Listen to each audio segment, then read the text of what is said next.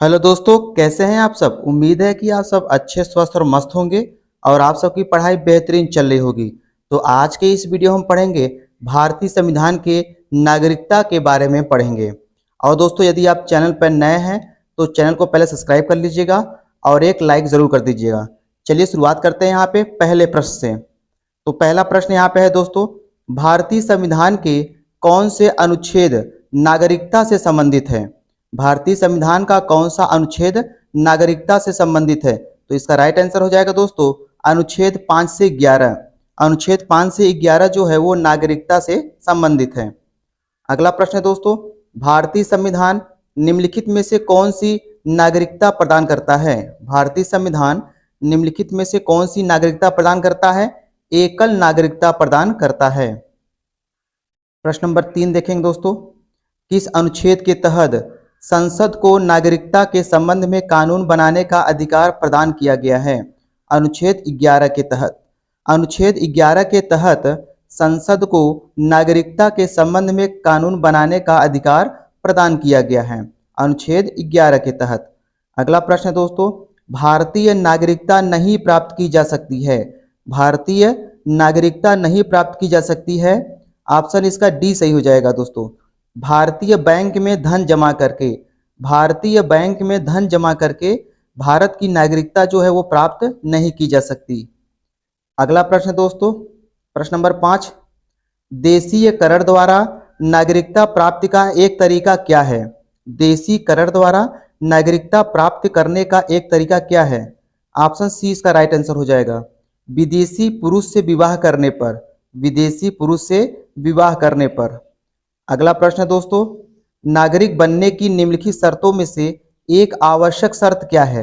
नागरिक बनने के लिए निम्नलिखित शर्तों में से कौन एक आवश्यक शर्त है। इसका राइट आंसर हो जाएगा दोस्तों ए, राज्य की सदस्यता। राज्य की सदस्यता जो है अनिवार्य होती है। अगला प्रश्न दोस्तों, प्रश्न नंबर यहाँ पे 7 है, पाकिस्तान से आकर भारत में नागरिकता प्रदान करने के संबंधी प्रावधान का वर्णन जो है किस अनुच्छेद में है। अनुच्छेद 6 में है। पाकिस्तान से आकर भारत में नागरिकता प्रदान करने संबंधी इसका प्रावधान किस में है दोस्तों। अनुच्छेद 6 में है। अगला प्रश्न दोस्तों, नागरिकता के लोप होने का एक नियम है। नागरिकता कब समाप्त हो जाती है दोस्तों। इसका राइट आंसर हो जाएगा बी, देशद्रोह का अपराध सिद्ध होने पर। देशद्रोह का अपराध यदि आपके ऊपर सिद्ध हो जाता है तो नागरिकता क्या हो जाता है, नागरिकता लोप हो जाता है। अगला प्रश्न दोस्तों, एक व्यक्ति नागरिकता के अधिकार कैसे खो सकता है। एक कारण हो सकता है इसका। एक व्यक्ति अपनी नागरिकता का अधिकार कैसे खो सकता है। इसका राइट आंसर हो जाएगा बी, एक व्यक्ति दूसरे राज्य की नागरिकता लेता है तो उसका जो है नागरिकता जो है अधिकार खो देता है। अगला प्रश्न देखेंगे दोस्तों, प्रश्न नंबर यहाँ पे 10 है, निम्नलिखित में से कौन सी शर्त भारत की नागरिकता प्रदान करने के लिए नहीं है। निम्नलिखित में से कौन सी शर्त भारत की नागरिकता प्राप्त करने के लिए नहीं है। ऑप्शन डी इसका राइट आंसर हो जाएगा, संपत्ति स्वामित्व। अगला प्रश्न है, भारत की नागरिकता निम्नलिखित में से किस प्रकार प्राप्त की जा सकती है। भारत की नागरिकता निम्नलिखित में से किस प्रकार प्राप्त की जा सकती है। इसका आंसर होगा जन्म से प्राप्त की जा सकती है, वंशानुक्रम से प्राप्त की जा सकती है, देशीयकरण से प्राप्त की जा सकती है, उपयुक्त सभी, उपयुक्त सही इसका राइट आंसर हो जाएगा। अगला प्रश्न देखेंगे, प्रश्न नंबर यहाँ पे 12 है।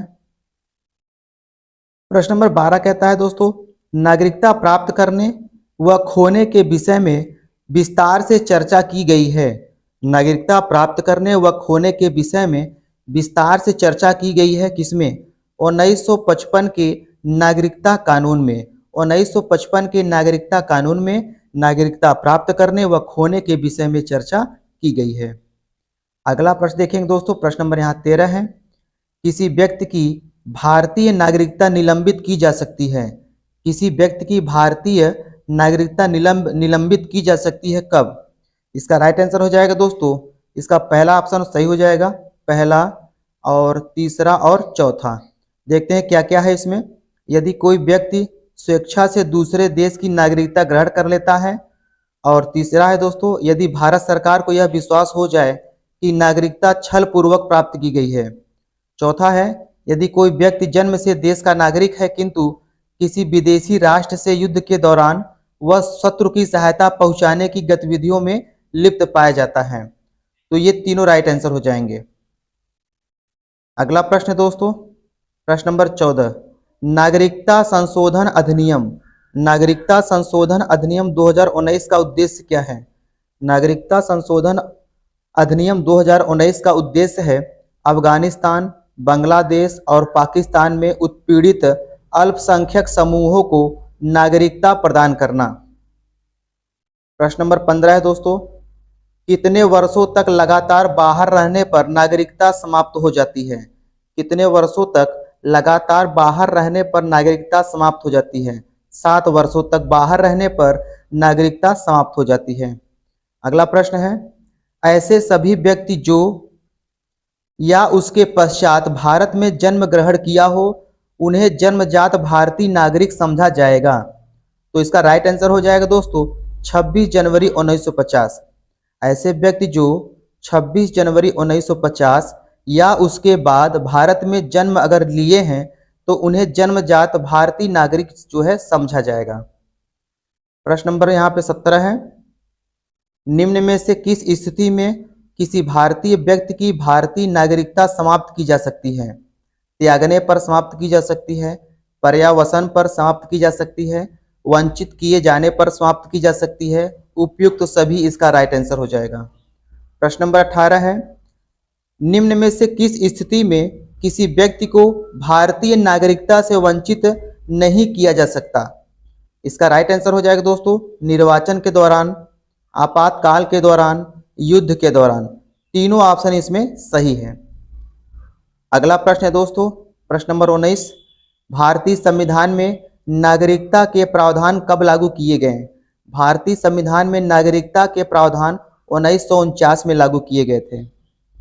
प्रश्न नंबर 20, भारतीय संविधान के अंतर्गत भारत के नागरिकों को वे कौन से अधिकार प्राप्त हैं जो गैर नागरिकों को प्राप्त नहीं है?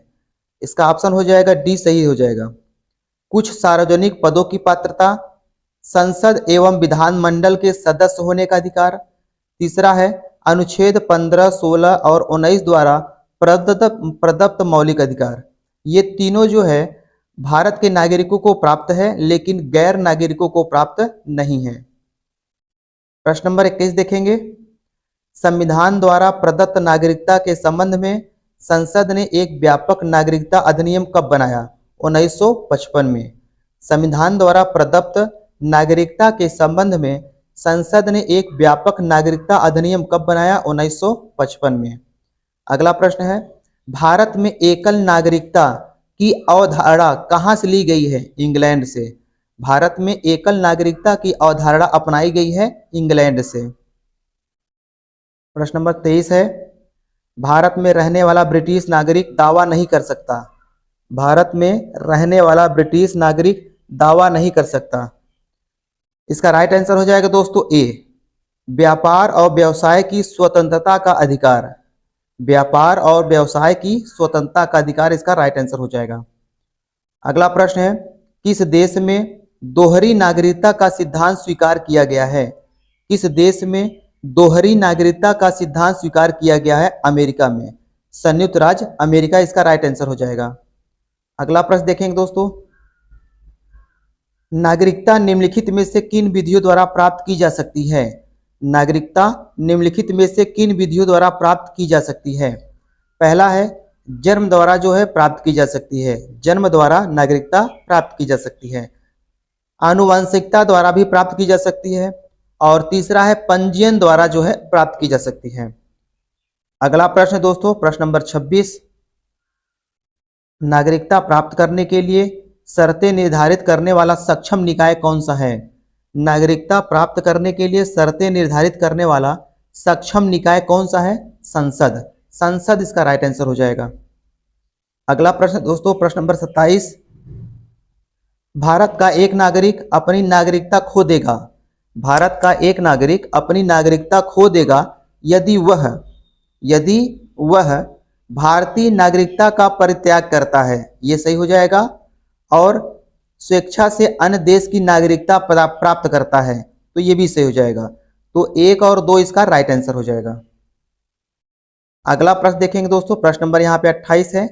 नागरिकता संशोधन अधिनियम भारत के संविधान के निम्नलिखित किस भाग के अंतर्गत आता है? नागरिकता संशोधन अधिनियम भारत के संविधान के निम्नलिखित में किस भाग के अंतर्गत आता है? भाग 2 के अंतर्गत आता है। तो नागरिकता का वर्णन जो है दोस्तों वो भाग 2 में है। तो आज के इस वीडियो में इतना ही। वीडियो पसंद आया दोस्तों तो एक लाइक जरूर कीजिएगा और चैनल पर नए हैं तो सब्सक्राइब जरूर कीजिएगा। धन्यवाद।